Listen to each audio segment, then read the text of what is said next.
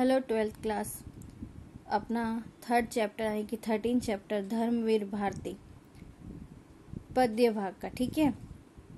हमने 2 पार्ट आगे पढ़ ली है, भक्तिन और बाजार दर्शन। अभी तीसरा टॉपिक है हमारा धर्मवीर भारती का काले मेघा पानी दे। तो अभी हम लेखक परिचय करते हैं, फिर टॉपिक पे आते हैं। जन्म सन 1926, इलाहाबाद उत्तर प्रदेश।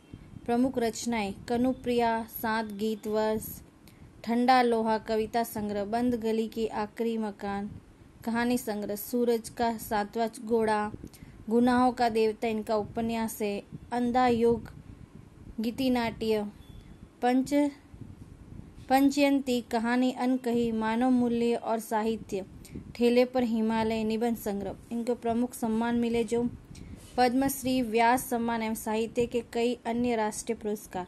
निधन सन 1997 यानी कि 97 में।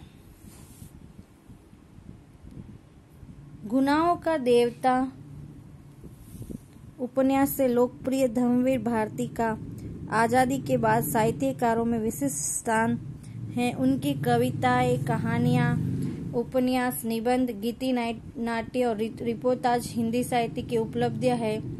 भारती जी के लेखन की एक खासियत ये भी है कि हर उम्र और हर वर्ग के पाठकों के बीच उनकी अलग अलग रचनाएं लोकप्रिय है। वे मूल रूप से व्यक्ति स्वतंत्र, मानवीय संकट एवं रोमानी चेतना के रचनाकार हैं। तमाम सामाजिकता एवं उत्तरदायित्वों के बावजूद उनकी रचनाओं में व्यक्ति की स्वतंत्रता ही सर्वोपरि है। रोमानियत उनकी रचनाओं में संगीत में लय की तरह मौजूद है। उनका सर्वाधिक लोकप्रिय उपन्यास गुनाहों का देवता एक सरस और भावप्रवण प्रेम कथा है। दूसरे लोकप्रिय उपन्यास सूरज का 7वां घोड़ा पर हिंदी फिल्म में बन चुकी है। इस उपन्यास में प्रेम को केंद्र में रखकर निम्न मध्यम वर्ग की हताशा, आर्थिक संघर्ष, नैतिक विचलन और अनाचार को चित्रित किया गया है। स्वतंत्रता के बाद गिरते हुए जीवन मूल्य, अनास्था, मोहभंग, विश्व युद्धों से उपज हुआ डर और अमानवीय की अभिव्यक्ति अंधा युग में हुई। अंधा युग गीति साहित्य के श्रेष्ठ गीति नाट्यों में है। मानव मूल्य और साहित्य पुस्तक समाज सापेक्षिकता को साहित्य के अनिवार्य मूल्य के रूप में विवेचित करती है। इन विधाओं के अलावा भारती जी ने निबंध और रिपोर्टाज भी लिखे। उनके गद्य लेखन में सहजता और आत्मीयता है। बड़ी से बड़ी बात वो बातचीत की शैली में कहते हैं और सीधे पाठकों के मन को छू लेते। एक लंबे समय तक हिंदी की साप्ताहिक पत्रिका धर्मयुग फिलहाल प्रकाशन बंद है के संपादक रहते हुए हिंदी पत्रकारिता को सजा सवार कर गंभीर पत्रकारिता का एक मानक बनाया है। ये था लेखक परिचय। अब हम आते हैं टॉपिक पे, जिसका हमारा नाम है काले मेघा पानी दे दे। इसमें है ना, मतलब जैसे कि हम लोग हमारे गांव में भी बारिश का टाइम आता है, उससे पहले हम कुछ टोटके वगैरह करते हैं, जैसे कुछ करना हो।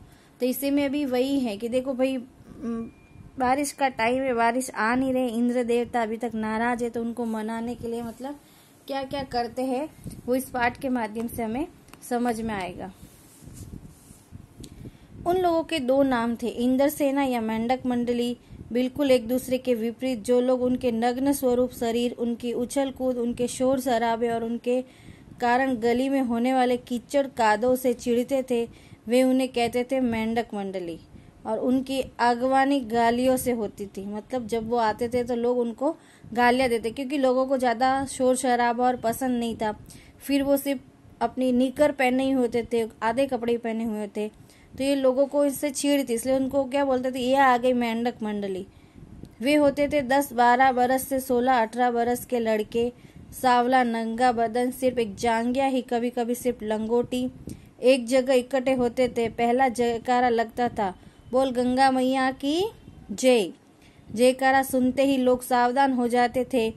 स्त्रियां और लड़कियां छज्जे बारजे से झांकने लगती थी और ये विचित्र नंग धड़ंग टोली उछलती कूदती समवेत पुकार लगाती थी। काले मेघा पानी दे, गगरी फूटी बेल प्यासा, पानी दे गुड़ धानी दे, काले मेघा पानी दे। मतलब ये बादलों को संबोधित करते हुए कह रहे थे कि भाई पानी दे, क्योंकि अब तो घाघर भी फूट गई है और हमारे बैल प्यासे हैं। पानी दे, गुड़ धानी दे। गुड़ धानी मतलब एक प्रकार का खाद्य पदार्थ होता है, गुड़ और चने से बना हुआ, तो वो भी दे।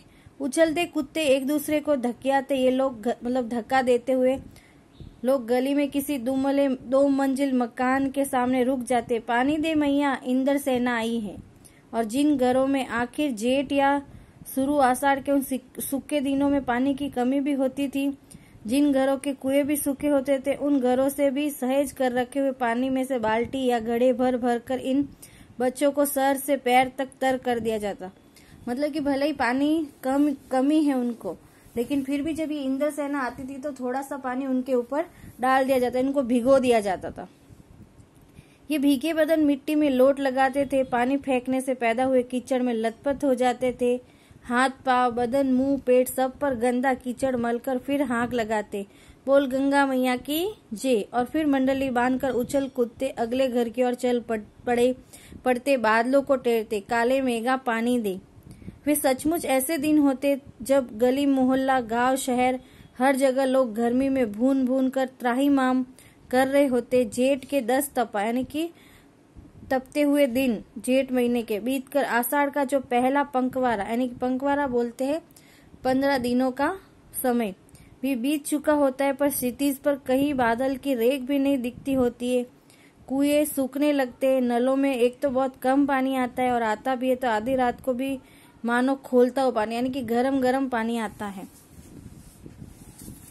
शहरों की तुलना में गांव में और भी हालत खराब होती है।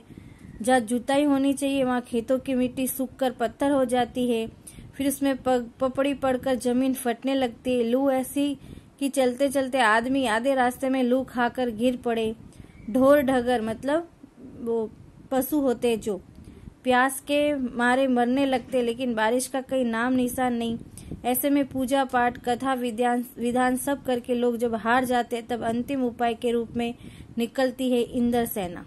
वर्षा के बादलों के स्वामी है इंद्रदेव और इंद्र की सेना टोली बांधकर कीचड़ में लथपथ निकलती, पुकारती हुई मेघों को पानी मांगते हुए प्यासे गलों और सूखे खेतों के लिए, पानी की आशा पर जैसे सारा जीवन आकर टिक गया हो। ये राइट बात है कि यदि पानी नहीं हो तो हम कुछ भी नहीं कर सकते।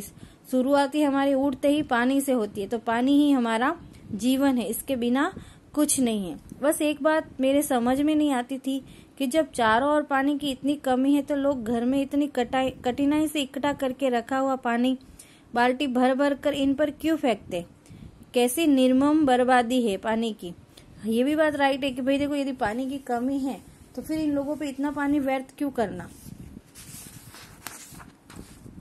देश की कितनी क्षति होती है इस तरह के अंधविश्वासों से। कौन कहता है इन्हें इंद्र की सेना।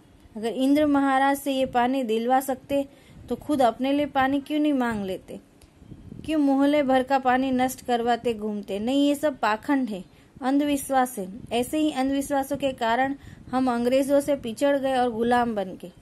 मैं असल में था तो इन्हीं मेंढक मंडली वालों की उम्र का, पर कुछ तो बचपन के आर्य समाजी संस्कार थे और एक कुमार सुधार सभा कायम हुई थी, उसका उपमंत्री बना दिया गया था। सो समाज सुधार का जोश कुछ ज्यादा ही था। अंधविश्वासों के खिलाफ तो तर्कस में तीर रखकर घूमता रहता। तर्कस मतलब एक चक्कर आकार का होता है जिसके अंदर तीर रखा जाता है।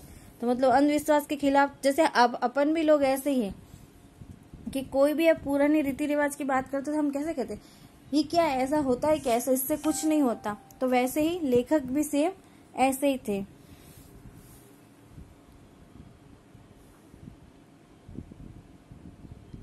मगर मुश्किल ये थी कि मुझे अपने बचपन में जिससे सबसे ज्यादा प्यार मिला वे थी जीजी। यूं मेरे रिश्ते में कोई नहीं थी, उम्र में मेरी माँ से भी बड़ी थी, पर उन अपने लड़के बहू सबको छोड़कर उनके प्राण मुझी में बसते थे और वे भी उन तमाम रीति रिवाजों, तीज त्योहारों, पूजा अनुष्ठानों की खान जिन्हें कुमार सुधार सभा का ये उपमंत्री अंधविश्वास कहता था, उन्हें जड़ से उखाड़ फेंकना चाहता था। पर मुश्किल ये थी कि उनका कोई पूजा विधान, कोई त्योहार अनुष्ठान मेरे बिना पूरा ही नहीं होता था। दिवाली है तो गोबर और कौड़ियों से गोवर्धन और सतिया बनाने में लगा हूँ। सतिया मतलब स्वास्तिक। जन्माष्टमी है तो रोज 8 दिन की झांकी तक को सजाने और पंजीरी बांटने में लगा हूँ। हर चट है तो छोटी रंगीन कुल्लियों में भुजा भर रहा हूँ। किसी में भुना चना, किसी में भुनी मटर, किसी में भुने अरवा चावल, किसी में भुना गेहूं। जीजी ये सब मेरे हाथों से कराते ताकि उनका पुण्य मुझे मिले, केवल मुझे। मतलब एक मुंह बोली बहन थी उनकी, जो उनकी माँ से उम्र में बड़ी थी, लेकिन उनसे लेखक से उनका विशेष लगाव था और वो जो भी पूजा पाठ अनुष्ठान करती थी सब उन लेखक के हाथों से कराती, जबकि लेखक को इन सब में विश्वास नहीं था, लेकिन उन दीदी के लिए वो ऐसा करते थे। लेकिन इस बार मैंने साफ इनकार कर दिया। नहीं फेंकना है मुझे बाल्टी भर भर कर पानी इस गंदी मेंढक मंडली पर। जब जीजी बाल्टी भरकर पानी ले गई, उनके बूढ़े पांव डगमगा रहे थे, हाथ कांप रहे थे, तब मैं अलग मुंह फुलाए खड़ा रहा। शाम को उन्होंने लड्डू मटरी खाने को दिए तो मैंने उन्हें हाथ से अलग खिसका दिया। मुंह फेर कर बैठ गया। जीजी से बोला भी नहीं। पहले वे भी तमतमाए, मतलब गुस्सा, लेकिन ज्यादा देर तक उनसे गुस्सा नहीं रह गया। पास आकर मेरा सर अपनी गोद में लेकर बोली, देख भैया रूठ मत, मेरी बात सुन, ये सब अंधविश्वास नहीं है। हम इन्हें पानी नहीं देंगे तो इंद्र भगवान हमें पानी कैसे देंगे। मैं कुछ नहीं बोला। फिर जीजी बोली, तू इसे पानी की बर्बादी समझता है, पर ये बर्बादी नहीं है, ये पानी का अर्घ ही चढ़ाते। मतलब भगवान जैसे सूर्य देव को जल चढ़ाते ना, वैसे इंद्र देव को चढ़ाते। जो चीज मनुष्य पाना चाहते उससे पहले देगा नहीं तो पाएगा कैसे। इसीलिए ऋषि मुनियों ने दान को सबसे ऊंचा स्थान दिया है। ऋषि मुनियों को काहे बदनाम करती हो जीजी? क्या उन्होंने कहा था कि जब आदमी बूंद बूंद पानी को तरसे तब पानी कीचड़ में बहाओ? कुछ देर चुप रही जीजी, फिर मटरी मेरे मुंह में डालती बोली, देख बिना त्याग के दान नहीं होता। अगर तेरे पास लाखों करोड़ों रुपए है और उसमें से तू 2-4 रुपए किसी को दे दे तो ये क्या त्याग हुआ? त्याग तो वह होता है कि जो चीज तेरे पास भी कम है, जिसकी तुझको भी जरूरत है, तो अपनी जरूरत पीछे रखकर दूसरों के कल्याण के लिए उसे दे। तो त्याग तो वह होता है, दान तो वह होता है, उसी का फल मिलता है। फल वल कुछ नहीं मिलता, ये सब ढकोसला है, मतलब सब फालतू बातें हैं। मैंने कहा तो, पर कहीं मेरे तर्कों का किला पस्त होने लगा। मतलब मैं उनके सामने झुकने लगा। ऐसा किला पस्त का मतलब मुहावरा है, मगर मैं भी जिद पर अड़ा था। फिर जीजी बोली, देख तू तो अभी से पढ़ लिख गया है, मैंने तो गांव के मदरसे भी मुंह नहीं देखा। पर एक बात देखिए कि अगर 30-40 मन गेहूं उगाना है तो किसान 5-6 सेर अच्छा गेहूं अपने पास से लेकर जमीन में क्यारा बनाकर फेंक देता है, उसे बुवाई कहते। ये जो सूखे हम अपने घर का पानी इन पर फेंकते वह भी बुवाई है। ये पानी गली में बोएंगे तो सारे शहर कस्बा गांव पर पानी वाले बादलों की फसल आ जाएगी। हम बीज बनाकर पानी देते, फिर काले मेघा से पानी मांगते हैं। सब ऋषि मुनि कह गए कि पहले खुद दो, तब देवता तुम्हें 6 गुना 8 गुना करके लौटाएंगे। भैया ये तो हर आदमी का आचरण है, जिसको सबका आचरण बनता है। यथा राजा तथा प्रजा, सिर्फ यही सच नहीं है, सच ये भी है कि यथा प्रजा तथा राजा, मतलब जैसी प्रजा वैसा राजा और जैसा राजा वैसी प्रजा। ये तो गांधी जी महाराज कहते थे। जीजी का एक लड़का राष्ट्रीय आंदोलन में पुलिस की लाठी खा चुका था, तब से जीजी गांधी महाराज की बात अक्सर कहने लगी थी। इन बातों को आज 50 से ज्यादा बरस होने को आए, पर ज्यों की त्यों मन पर दर्ज है। कभी कभी कैसे कैसे संदर्भों में ये बात मन को कचोड़ जाती है। हम आज देश के लिए करते क्या है? मांगे हर क्षेत्र में बड़ी बड़ी है, पर त्याग का कहीं नाम निशान नहीं। अपना स्वार्थ आज एकमात्र लक्ष्य रहेगा।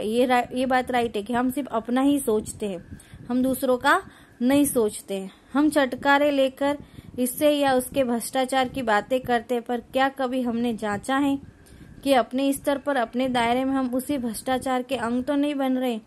काले मेघा दल के दल उमड़ते हैं, पानी झमाझम बरसता है, पर गगरी फूटी की फूटी रह जाती है, बैल प्यासे के प्यासे रह जाते। आखिर कब बदलेगी ये स्थिति? मतलब कि लेखक इनके माध्यम से व्यंग्य कर रहा है कि ये सब स्थिति वैसी के वैसी है, सब कुछ वैसा का वैसा हो रहा है, ये कब बदलेगा? मतलब जब तक हम अंदर से नहीं सोचेंगे कि इनको बदलना है। क्योंकि आज हम भी यही करते कि आपको माना कि आपको ये बनाना है, लाइसेंस बनाना है, लेकिन आप ये सोचेंगे कौन इतनी बड़ी लाइन में लगा रहेगा, आप फिर पैसे देके काम कराते। तो ये एक तरह का क्या हुआ? भ्रष्टाचार ही हुआ। क्योंकि आपके पास टाइम नहीं और आप ऐसा काम कर रहे हैं। तो जब तक हम शुरुआत अपने से नहीं करेंगे तब तक ये स्थिति नहीं बदलेगी। तो हमें शुरुआत अपने से करनी है। ठीक है, आया ये पार्ट पूरा समझ में? ये इसके अभ्यास प्रश्न हैं और ये शब्द छवि है। एक बार आप सब देख लेना, फिर इसका हम टेस्ट लेंगे। ठीक है, ओके 12th क्लास।